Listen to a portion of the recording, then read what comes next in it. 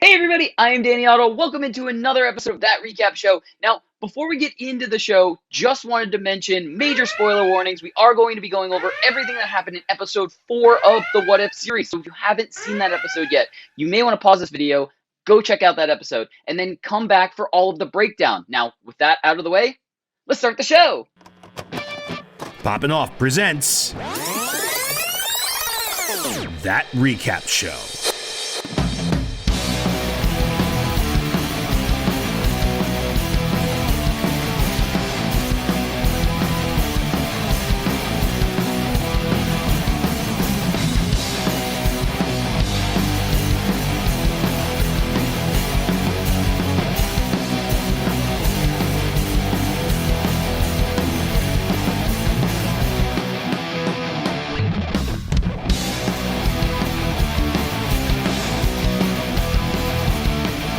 Joining with me for all the breakdown of episode 4, it's Johnny Rico. Hey, it's me. What's going on, guys? Hey, Danny. What's up, man? Hey, we have so much to get into for episode 4. This was the episode that we've been talking about and theorizing about, or at least I have. So let's not even waste any time. Let's get right into this. So initial impressions. I have to say this. So Doctor Strange is basically Kirby now, because we got this montage where he is basically like just taking power from all of these different creatures, and you get to see him. So I do like one thing, and I know you're gonna get more into it, so I won't get that far into it, but I do like how it first started out with an evil gnome. Like, that was just the perfect way to start it. But my other impression was I thought it was hilarious. Well, not so much hilarious, I guess, but like it could have been almost like a dark comedy where he almost basically put himself into Groundhog Day or Live Die Repeat, like one of those like movies, where he was trying to change the events of the episode basically, and he just kept doing it over and over and over. I have been stabbed, shot, poisoned, frozen, hung, electrocuted, and burned. Oh, really? And every morning I wake up without a scratch on me, not a dent in the fender.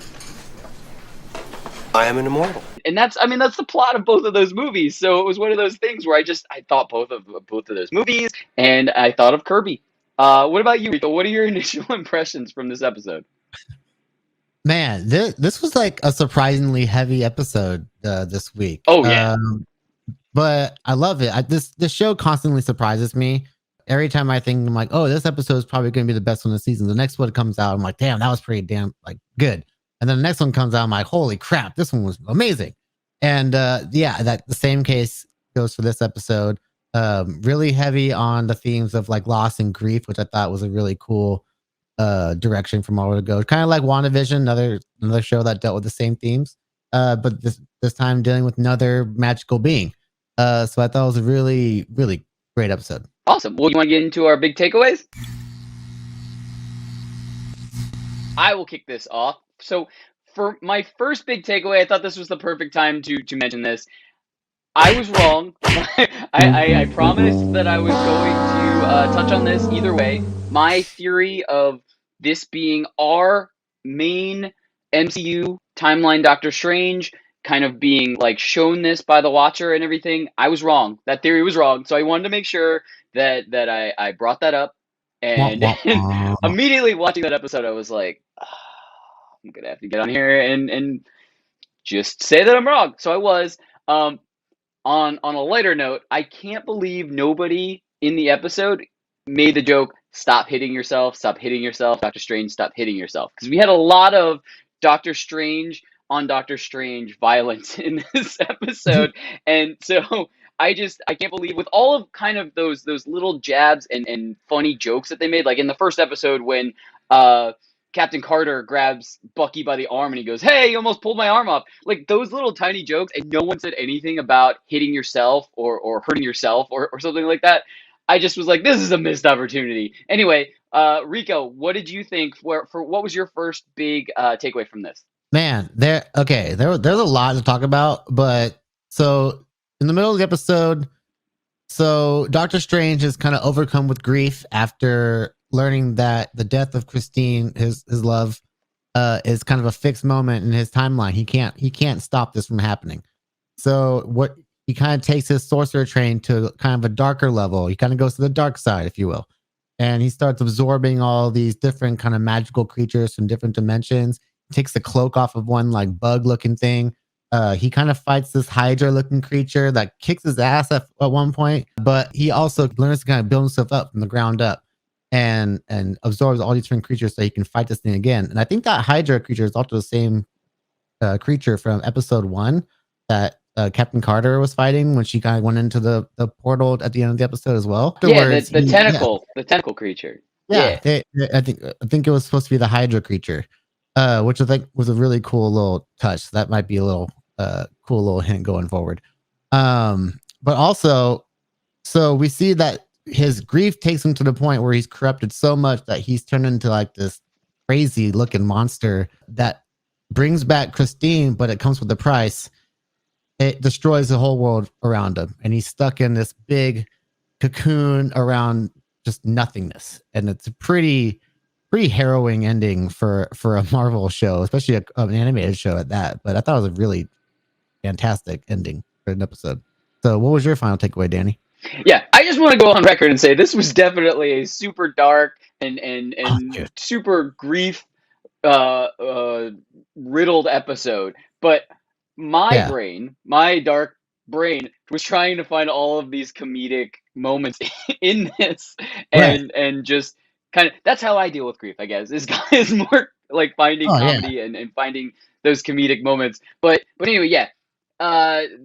Last big takeaway has to be boom, big reveal. I guess it's kind of big reveal. That Doctor Strange is not only able to kind of hear the Watcher. We actually had a moment in the middle of the episode where he kind of heard the Watcher talking, but he wasn't sure who was talking. And then at the end, we finally get the reveal that, yes, Doctor Strange straight up heard him. And the Watcher is like, yeah, cool. And then actually like shows himself to him. And so they kind of have this back and forth. And I mean, it was a big deal. Like now we finally we had this Watcher who never interfered with anything and no one could ever hear him. And now we have this Watcher who just basically said, Strange, you effed up, man. Like this, you did this. This is all because of you. And that kind of basically leads into predictions. My prediction is pretty similar to yours. Basically, I'm on Team Rico as far as prediction now, and I'm going with the fact that I think we've just seen the progression of the Watcher from just watching to now engaging with someone, Doctor Strange, and now I think the next step of that is going to be interfering, and I think he is basically a few steps away from starting to gather a team together, Guardians of the Multiverse, I don't know, multiversal people basically, and fight whatever kind of threat we're gonna find out about either at the end of the season or next season. We don't really know where this is leading, but I think that's what it's generally leading to, is that the Watcher is going to assemble the team, and it's kind of, this is how he's getting there. He's viewing, now he's talking, and then he's going to interfere. And I think that's what we're seeing. We're seeing this progression of the Watcher to actually become someone that needs to take it upon himself to get things started, basically. And that's what I really think. That's my big prediction moving forward. Maybe not for the next episode, but just moving forward in general for this season. So, Rico, what is your big, I guess, prediction? So really not much else to touch on that you didn't touch on already, Danny, but we do know that Doctor Strange at the end of this episode is in that, again, that cocoon of nothingness in the middle, literally, of just, I don't even know what to call it. Like he's just in the middle of nothing, a dark void of nothingness.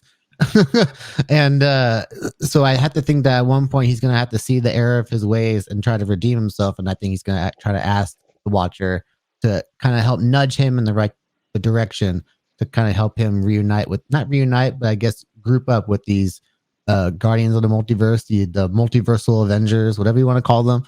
But it's really going to be interesting to see how these stories intertwine going forward. I'm really excited.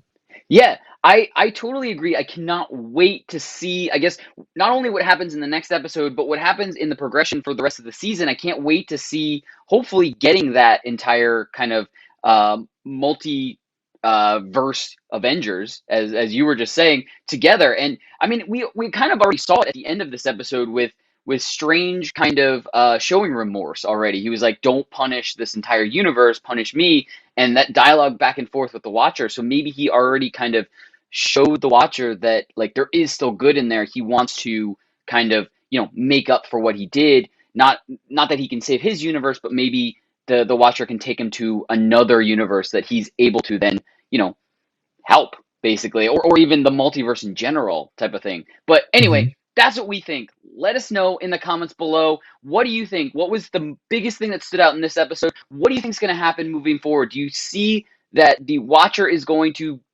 lead to start interfering, starting to gather these Avengers across the multiverse and form a multiversal team? Let us know. And as always, don't forget, like, subscribe, and turn on notifications to hear about all of our latest updates. Bye, everybody!